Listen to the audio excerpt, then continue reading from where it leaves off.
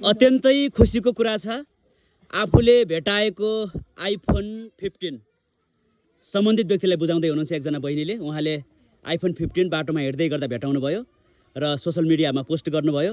त्यो सूचना प्राप्त गरेर सम्बन्धित व्यक्ति यति बेला लिन आउनु भएको छ। एउटा छोटो भिडियो बनाउन चाहन्छु यति बेला, किनभने यो अरूका लागि पनि प्रेरणादायी होस् कि हामीले भेटाएको सामान सम्बन्धित व्यक्तिलाई फिर्ता गर्नुपर्छ भन्ने खालको जुन उदाहरण दिनुभएको छ बहिनीले, त्यो उदाहरणको पात्र अरू पनि बन्नु होला भन्ने उद्देश्य सहित यो छोटो भिडियो बनाउन चाहन्छु। बहिनीको परिचय गराइदिनु न। मेरो नाम चाहिँ सरिजाल हो। हजुर। अनि यो फोन चाहिँ मैले तलको हल जुन फिल्म हल थियो नि पहिलाको फिल्म हल, हजुर, त्योदेखि हल्का माथितिर मेन रोडमै भेटाएको। म र मेरो बहिनी हिँडिरहेको थियौँ रन्जिता भण्डारी।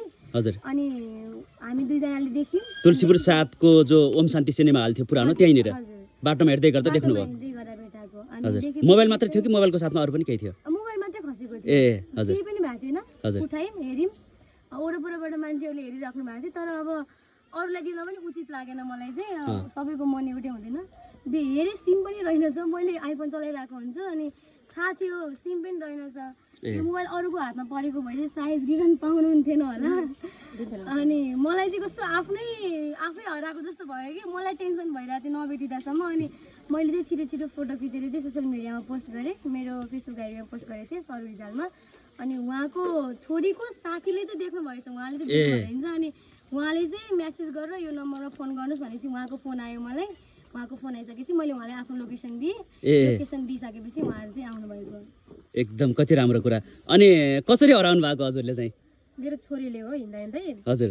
उसमा झोलामा केमा हाल्दाखेरि खसेको हो अरे, त्यही भन्दै थियो। ए हिँड्ने बेला झोलामा राख्ने बेलामा खस्यो। हजुरको छोरीले हराएको है? हजुर हजुर, छोरीले हो। ए अनि पहिले त धेरै यो हराइसकेपछि कस्तो भयो सुन्दा त धेरै नराम्रो लाग्यो होला नि त, किनभने मोबाइल एउटा बहुमूल्य त छ नै होइन, त्यसमा पनि महत्त्वपूर्ण डकुमेन्टहरू धेरै कुराहरू हुन्छ मोबाइलमा त होइन। हामी खोज्न पनि गयौँ। ए अनि त्यो सोसियल मिडियाबाट त्यो सूचना पाइसकेपछि आउनुभयो। अनि के भन्न चाहनुहुन्छ उहाँ बहिनीलाई चाहिँ? कस्तो लागिरहेछ हजुरलाई अहिले? केही बेर अगाडिसम्म एकदम तनाव भएको थियो होला होइन, चिन्ता लाग्थ्यो थियो होला, अहिले खुसी लाग्यो। अनि तपाईँलाई यो फिर्ता गर्नुपर्छ भन्ने सोच त आयो नै मनमा होइन? के लागिरहेको थियो भेट यो जसको मोबाइल हो उहाँलाई कति टेन्सन भइरहेछ, कति बेला दिउँ भन्ने भइरहेको थियो? तपाईँले के सोचिराख्नु भएको थियो? भेटाको खुसी भन्दा पनि उसलाई हराएको बेला कस्तो टेन्सन भइरहेको थियो भने आफूलाई टेन्सन भइरहेको थियो। मेरो टाउको दुखिरहेको थियो, कसरी हरायो बिचरा भर्खरको बहिनी रहेछ। मैले पनि 3-4 वर्ष अगाडि आइफोन पाएको, रुँदै मागेको हो। उसले रुँदै मागेको होला बिचरा आफ्नो बाबा मम्मीसँग चाहिँ। मलाई चाहिँ उसको टेन्सन लागिरहेको थियो आफ्नो खुसी भन्दा पनि। अनि कति फेर फिर्ता देऊ भइरहेको थियो। अब त फिर्ता दिन पाउनु भयो, खुसी लागिरहेछ? एकदम खुसी छु म चाहिँ। हजुर। ल हुन्छ, हामीलाई पनि एकदमै खुसी लाग्यो। हजुर हजुर। ए उपहार पनि छ? हुन्छ हुन्छ।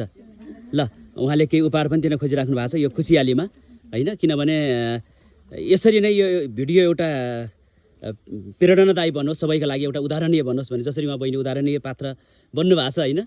सबैले चाहिँ यो सिक्नु जरुरी छ, किनभने हामीले भेटाएको सामान हामीलाई केही काम त लाग्ला केही क्षणका लागि, तर त्यो सामान मात्र नभएर धेरै महत्त्वपूर्ण हुन्छ। त्यो भित्र चाहिँ धेरै खुसी हुन्छ, कसैको धेरै कुराहरू हुन्छ एउटा मोबाइलमा पनि।